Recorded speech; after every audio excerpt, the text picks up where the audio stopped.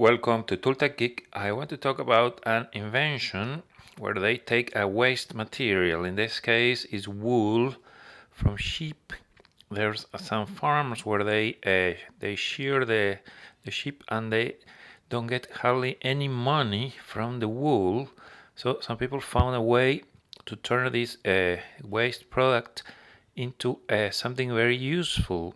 So they will take the wool, they compress it with a pellet machine, and they make these pellets, and then you mix those pellets with soil, and it has a different application. So it's like a fertilizer for the plants, as well as retains moisture. So when you put this into water, it absorbs the water tremendously.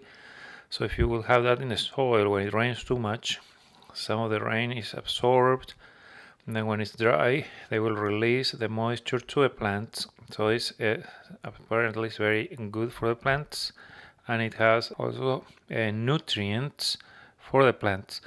So I thought it was a cool idea to take a waste material, make it into a useful product, very sustainable because it's all kind of without so many like chemicals or process. The process is very simple.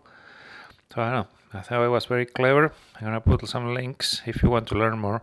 Thank you for watching.